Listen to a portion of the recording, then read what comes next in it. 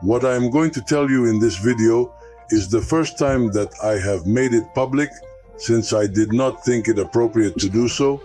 Then I was in an internship period since I had left the National Police Academy for 1.5 years, and I thought it could be counterproductive. These are very sensitive issues in terms of public opinion. And first of all, I thought it could harm my career as a police officer. So I have remained silent until this moment when I have decided to tell it, just as it happened that night in 1983. Let's get started.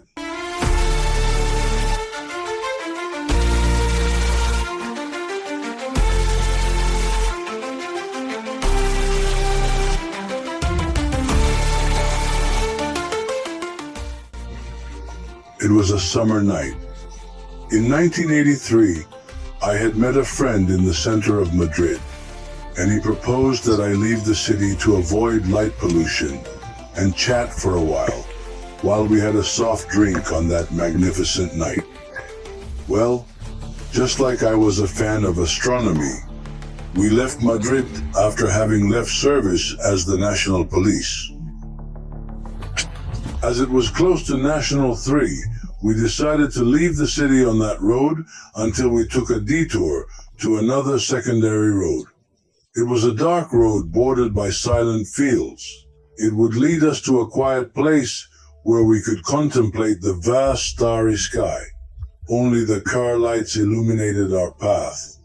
The sound of the engine broke the silence of the night.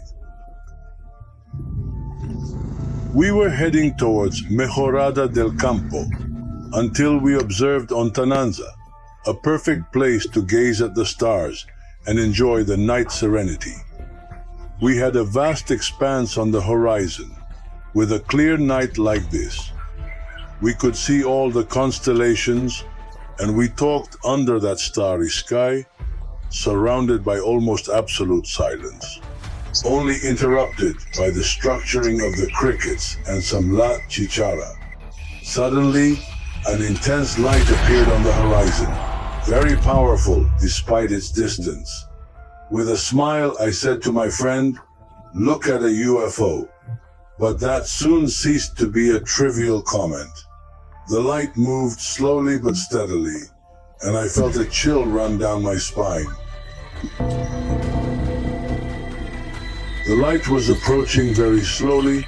It seemed to float in absolute silence, as if gliding through the ether. So we saw it. My God, what is that?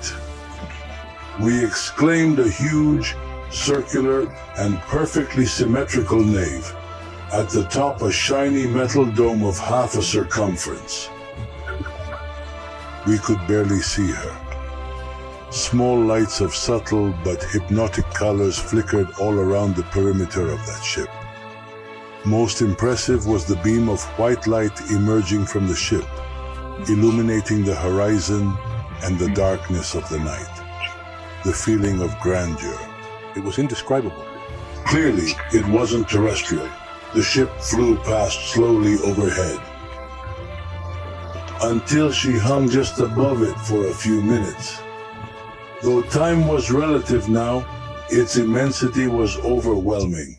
It made no sound, only the faint flicker of its lights, and that white beam that seemed to split the sky in two. We were paralyzed, unable to look away. This was something bigger than us, something that defied all logical explanation.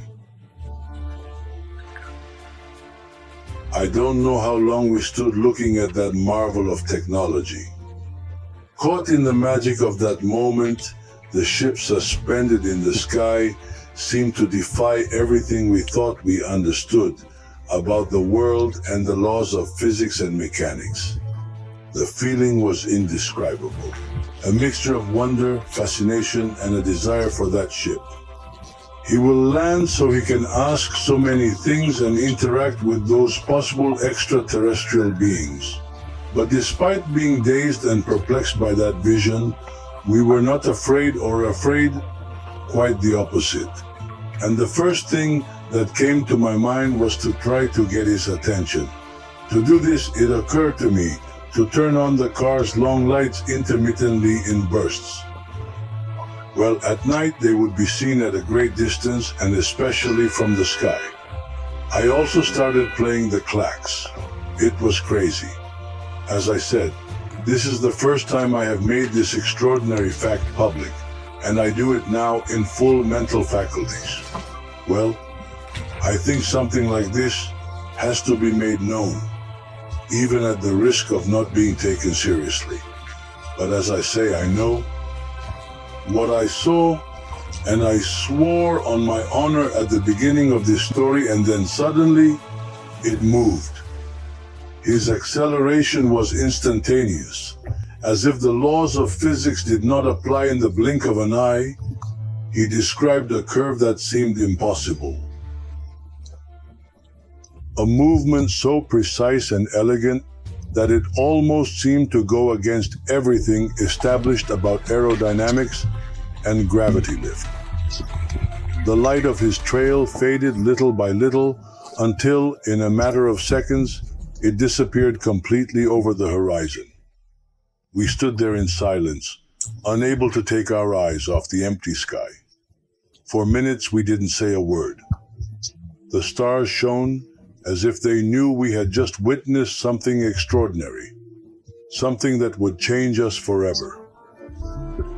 That night, under the starry mantle of Madrid, I felt a deep connection with the universe, as if a window had opened to a much broader reality than I had ever imagined.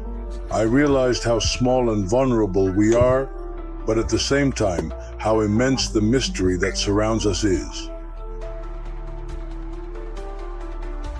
Since then, I can't look at the sky without a part of me returning to that night.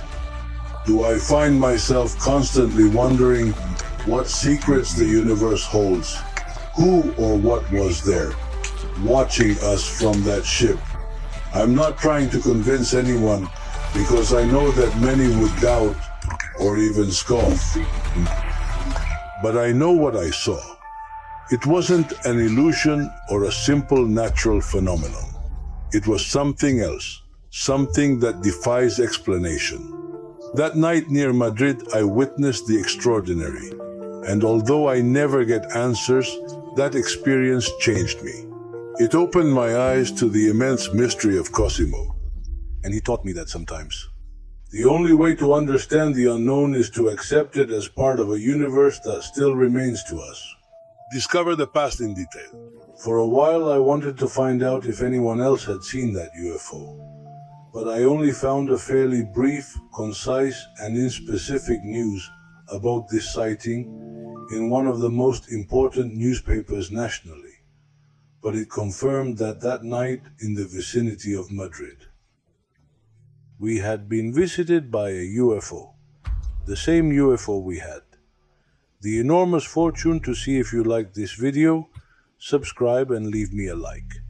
I'm Fran Encinas.